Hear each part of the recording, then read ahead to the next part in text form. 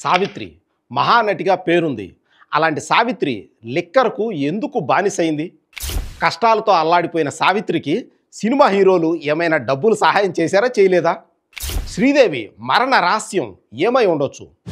దివ్యభారతి నిజంగానే మద్యం మత్తులో బిల్డింగ్ పైనుంచి పడి చనిపోయిందా? శ్రీరెడ్డి ఫిలిం ఛాంబర్ దగ్గర అర్ధనగ్న ప్రదర్శన ఎందుకు చేసింది?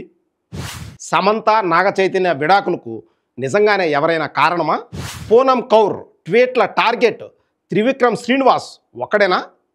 రాధిక ఆప్టేతో తిట్టించుకున్న తెలుగు హీరో ఎవరు? అమెరికా యాత్రలో సాగే తానా తందానా, దుబాయ్ టూర్లో సాగే గానా బజానా లోతుపాతుల్లోకి ఎవరైనా వెళ్ళారా? రేవ్ పార్టీల్లో సినిమా వాళ్ళు ఏం చేస్తుంటారు? జానీ మాస్టారు బయటపడ్డాడు. బయటకు రాని జానీలు ఎంతమంది ఉండొచ్చు? సినిమా ఓ రంగుల కళ, అబలలకు వేసే వల. ఈ వలలో చిక్కిన మగువ జీవితం 3 పువ్వులు 6 కాయలు అనుకుంటే మరణంతోనే వాళ్ళ జీవితాలకు శుభం కార్డు ఎందుకు పడుతోంది? జోదం, వ్యభిచారం, డ్రగ్స్, సెక్స్ లాంటి 1,00,000 అవలక్షణాలతో జరిగే కోట్ల రూపాయల వ్యాపారమే సినిమా. ఇక్కడ సక్సెస్ ఎంత కీలకమో సెక్స్ కూడా అంతే కీలకం. ఒక్క మాటలో చెప్పాలంటే ఒళ్ళు దాచుకోకుండా కష్టపడాలి, వేరే వాళ్ళు దోచుకోకుండా జాగ్రత్త పడాలి, అంతే.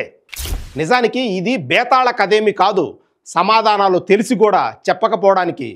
ఆల్జిబ్రాలో ఎక్స్, సినిమా రంగంలో సెక్స్, వ్యాపార రంగంలో సెన్సెక్స్, ఈ పదాలే లేకపోతే వాటి మనుగడ ఉంటుందా? జస్ట్ ఆస్కింగ్, అంతే. దోస్తం నమస్కార్. హీరోలతో పెళ్ళిళ్ళు, డ్రగ్స్ గోల, సెక్స్, వ్యభిచారం, ఎక్స్ట్రాలోకి వెళితే సినిమా వాళ్ళ జీవితాల్లో ఎన్నో అంతులేని కథలు. సుకన్య, యమున, వినీత, శ్వేతా బసు, నిషానూరు, భువనేశ్వరి, సైరాబాను, జ్యోతి, షెర్లిన్ చోప్రా, కిన్నెర, ఒకరా ఇద్దరా ఎంతోమంది హీరోయిన్లు వ్యభిచారం వృత్తిలో పట్టుబడినట్టు వచ్చిన వార్తలు అబద్ధమా? దొరికినోళ్ళు కొందరే, దొరకనోళ్ళు ఎందరో. కొందరికి నేను లొంగిపోక తప్పలేదని జయలలిత చెప్పిన మాటలు అబద్ధం కాదు కదా. పెళ్ళైన ఒక హీరోయిన్తో తనకు శారీరక సంబంధం ఉందని సల్మాన్ ఖాన్ చెబితే ఇష్టారాజ్యంగా ప్రవర్తిస్తే పరువు నష్టం దావా వేస్తానని ఐశ్వర్యరాయ్ నోటీసులు పంపించడం నిజం కాదా? కొన్ని నిజాలు వినటానికి చేదుగా ఉండి మీకు మనస్తాపం కలిగిస్తాయని నాకు తెలిసి కూడా ఈ తెర వెనుక సంగతులు మీకు చెబుదామనే నేను ఈ వీడియో చేస్తున్నా. సినిమా, మనిషి, ఈ రెండు చాలా దగ్గర సంబంధం ఉన్న పదాలు. మనిషి తిరగబడి సినిమాగా మారిందేమో తెలీదు. మనీ ప్లస్ షీ కూడా మనిషే కదా. ఈ రెండు లేకపోతే జీవితం కూడా నిస్సారమే. మనం ఇప్పుడు ఆ షీ దగ్గరికే వద్దాం. ఆమె ఎవరు అనుకుంటున్నారా? సినీ జనారణ్యంలోని అబల. మనీ కోసం ఇక్కడికి అడుగు పెట్టే ఆమెను అతను ఏం చేస్తున్నాడు అన్నదే పెద్ద ప్రశ్న. మీటూ ఉద్యమాలు, హేమ కమిటీ రిపోర్ట్లు చూశాక మెరిసే తారల వెనుక ఎన్నో చీకటి నిజాలు ఉన్నాయనిపిస్తోంది. అసలు సినిమా పరిశ్రమలో ఏం జరుగుతోంది? ఒక సినీ పరిశ్రమలోనే జరుగుతోందా, ఇంకెక్కడా లేదా అని ప్రశ్నించుకుంటే అన్ని చోట్ల ఉందన్నదే సమాధానం. సినిమా మనిషి ఇవాళ రోడ్డున పడ్డాడన్నది మాత్రం వాస్తవం. కవిత్వమో పైత్యమో తెలియదు కానీ వార్తల్లోకి ఎక్కే విషయంలో సినిమానే ముందు వరుసలో ఉంటుంది. తొలి సినిమా బ్లాక్ అండ్ వైట్తోనే ప్రారంభమైన సినిమా అసలు పేరు రంగుల ప్రపంచమే. బ్లాక్ అండ్ వైట్ రోజుల్లో ఏం జరిగినా ఇలా మాత్రం ఎవరు రోడ్డున పడలేదు. ఆనాటి చీకటి నిజాలు చీకట్లోనే కలిసిపోయాయి.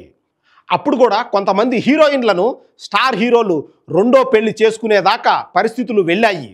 కొందరు పెద్దలు అడ్డుపడటంతో ఆ కుటుంబాలు వీధిన పడలేదు. ఆ డబ్బుతో వచ్చే సుఖాల కోసం ఎందరో ఈ సినీ పరిశ్రమలోకి అడుగు పెడుతూ ఉంటారు. రాగానే రెడ్ కార్పెట్తో ఎవ్వరూ స్వాగతం పలకరు. అసలు నిన్న ఇక్కడికి ఎవడో రమ్మన్నాడు? వచ్చాక నోరు మూసుకొని అన్నీ భరించాల్సిందే. ఒకటి కావాలంటే ఒకటి వదిలేసుకోవాల్సిందే. సినిమా మనిషిది నేనింతే అనే తత్వం. దాన్ని నువ్వు కూడా అలవర్చుకోవాలంతే. సినిమా అనేది ఒక గేమ్. ఆ గేమ్ చేంజర్ నువ్వు కావాలనుకుంటే నీకు ఆ అదృష్టం ఉండాలి.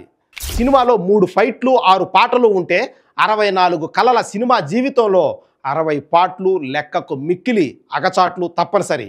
హంగులు రంగులు తెర మీదే కానీ తెర వెనుక జీవితాలు మాత్రం దారుణం అనే చెప్పాలి.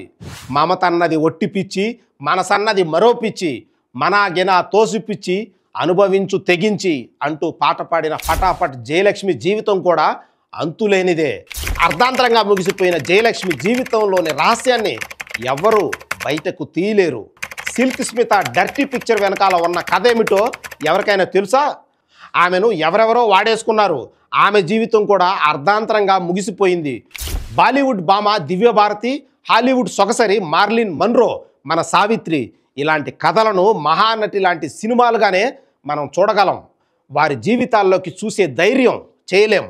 మహానటి సినిమా చూశాక మన అందరి మదిలో మెదిలే ప్రశ్న, సావిత్రి లాంటి మహానటి అన్ని కష్టాల్లో ఉంటే మరి సినిమా వాళ్ళంతా ఏం చేస్తున్నారు అని, ఒక్కరు ఎందుకు సహాయం చేయలేదా అని.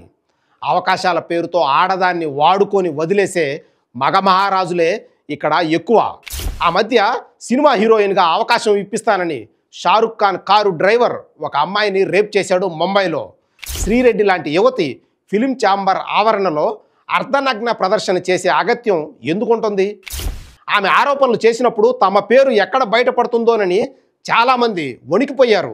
బాహుబలి పేరుతో సినిమాలు తీస్తారు కానీ బాహువుల్లో బలయ్యే వాళ్ళ గురించి ఆలోచించే రాజమౌళిలు మాత్రం సినిమా ఇండస్ట్రీలో దొరకరు.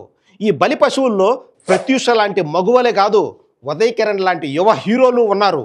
కాకపోతే ఇలా బలైపోయిన వాళ్ళలో వాళ్ళ స్వయంకృతాపరాధం కూడా కొంత ఉంది.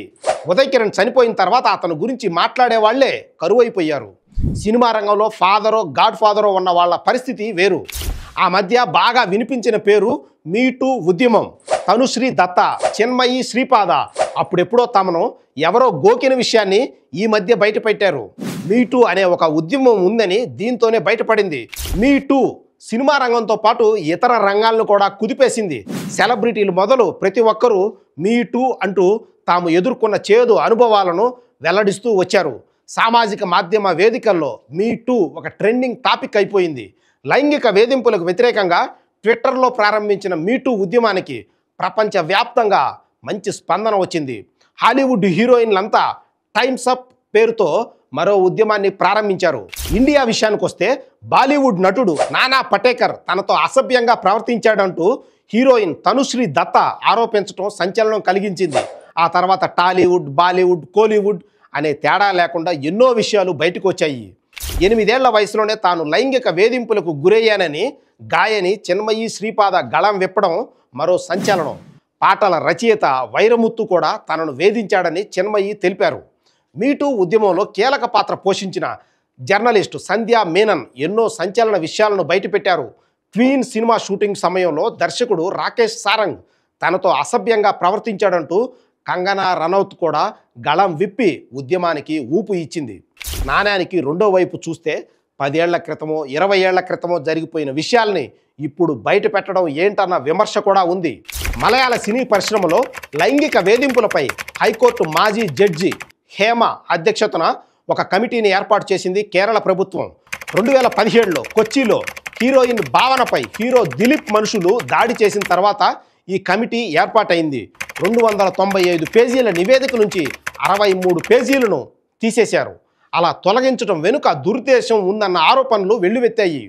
2017లో ఏర్పడిన ఈ కమిటీ రిపోర్టును కేరళ ప్రభుత్వం తొక్కిపెట్టింది. ఆర్టీఐ పుణ్యమా అని 2024లో బయటకు వచ్చింది. కమిటీ ఏర్పడ్డాక కూడా లైంగిక వేధింపులు బయటకొచ్చాయి. జస్టిస్ హేమ కమిటీ నివేదికలోని కీలక అంశాలేంటో ఒకసారి చూద్దాం. లైంగిక కోరికలు తీర్చకపోతే సినిమాల్లో నటించే ఛాన్స్ ఇవ్వరు. ఇండస్ట్రీలోని కొందరు వ్యక్తులు మత్తుమందులు సేవించి నటీమణుల ఇళ్ల తలుపులు కొట్టిన సందర్భాలు చాలా ఉన్నాయి. ఇలాంటి వాళ్ళలో హీరోలు, నిర్మాతలు, దర్శకులు ఉన్నారు. ఎవరి మీదైనా కోపం ఉంటే వారికి శిక్షగా ఎక్కువగా రీటేక్ షాటులు ఇస్తారు. ఓ నటికి ఒకే షాటును 17 సార్లు చేయించి వేధించారంట. సినిమా పరిశ్రమలో విపరీతమైన పురుషాధిక్యత ఉంది. మలయాళ చిత్ర పరిశ్రమ క్రిమినల్ గ్యాంగ్ కంట్రోల్లో ఉంది. ఇవి ప్రధానమైన ఆరోపణలు. హేమ కమిటీ పేర్కొన్న అంశాల్లో చాలా వరకు అన్ని సినిమా పరిశ్రమల్లోనూ ఉన్నాయి. అటు మీటూ లాంటి ఉద్యమాల వల్ల కానీ, హేమ లాంటి కమిటీల వల్ల కానీ ఏదో జరిగిపోతుందని నేను మాత్రం నమ్మటం లేదు. సినిమా రంగంలో ఒకవైపే చూడకూడదు, రెండో వైపు కూడా చూడాలి. అప్పుడే అసలు నిజం బయటపడుతుంది. సినిమా రంగ కాలుష్యంలో మనం చూస్తున్నది 1%. 99% తెర వెనుకే. దానికి శుభం కార్డు ఎప్పటికీ పడదు. మనం పడాలని కోరుకుందాం. దోస్తం, ధన్యవాద్.